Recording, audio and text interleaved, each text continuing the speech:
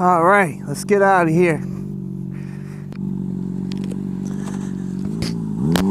Hey guys, before I put the bike away, I wanted to talk about comfort on your motorcycle. Now I know I've already covered this in a video, and I showed you guys, you know, how comfortable the CBR, or at least the 2007 and plus CBR 600 RRs, how comfortable they are. But I know some of you guys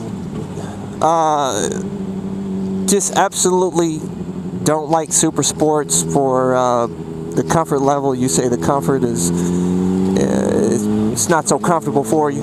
But I'll tell you, at least for me, on the CBR 600 RR, at least this bike, the 2008, and like I said, it's going to be the same for 2007 through 2012 CBR 600 RRs, is I find this bike very comfortable.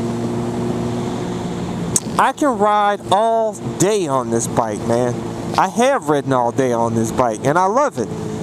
You know, if you ever need relief at all, if you don't like being crouched over a little bit more than normal, I guess, than on some of the other bikes, take your hand off the handlebar and sit up. Very easy, man. I could cruise one hand like this all day, man, baby, and I'm sitting completely upright.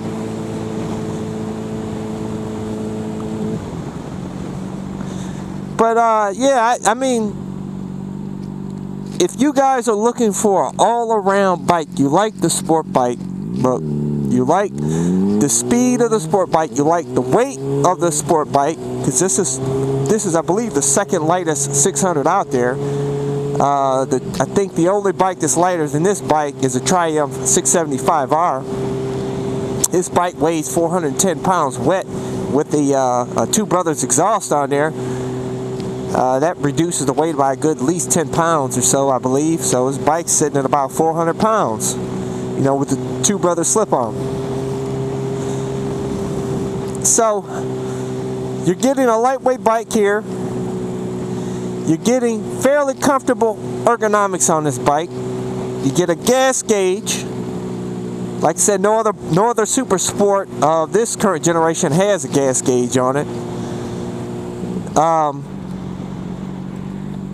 You're getting this bike smooths this bike shifts very smoothly. You don't really need a slipper clutch on this bike. It's really not necessary. This bike shifts like butter.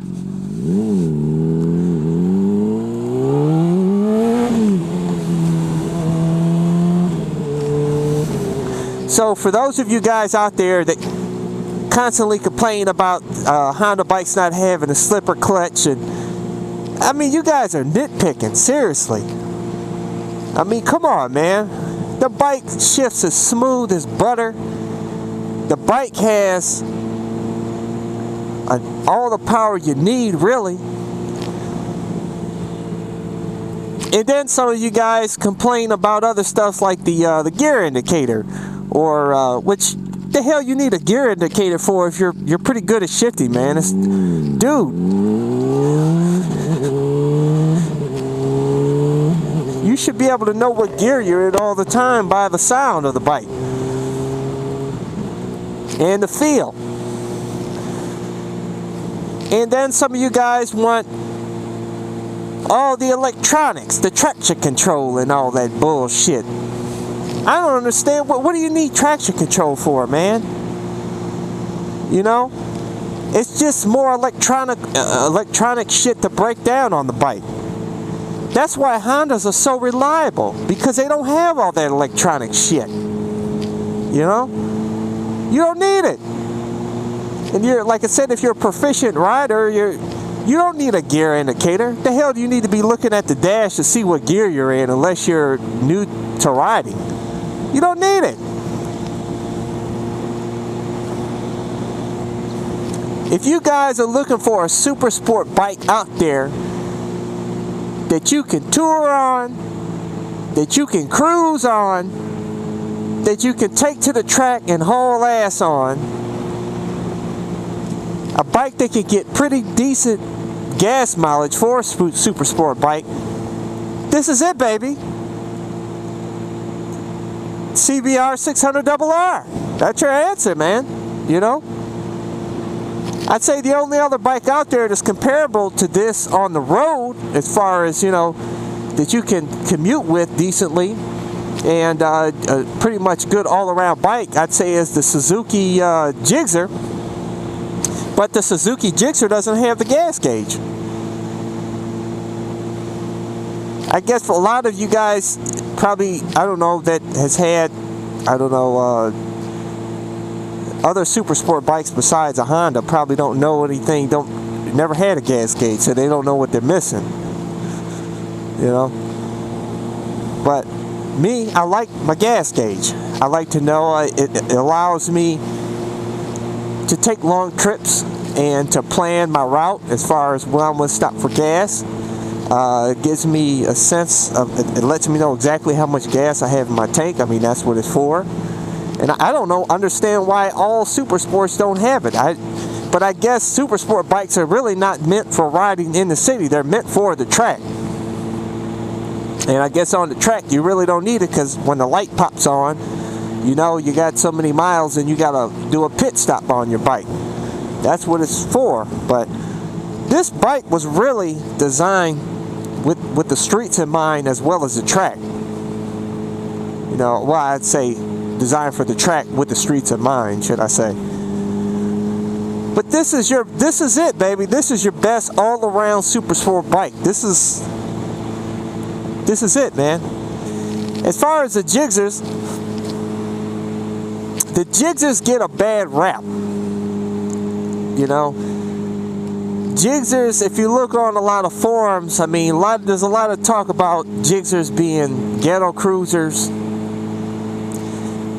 being squid mobiles, and a lot of people will avoid the Gixxer just because of that. And it's a shame, because Gixxers are hot-looking bikes, man. They're good-looking bikes to me, but they get a bad rap, so a lot of people avoid them.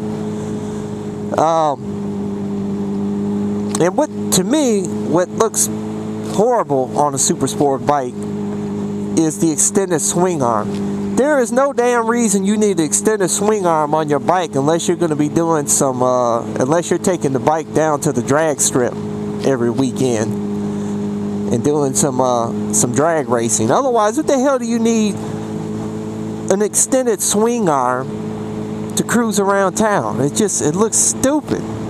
I don't know, I guess some people they think it makes the bike look badass or something. I don't know. It looks sad to me. It looks like shit. I don't know why people do it. And no offense to any of you guys out there that have your bike set up that way, you know.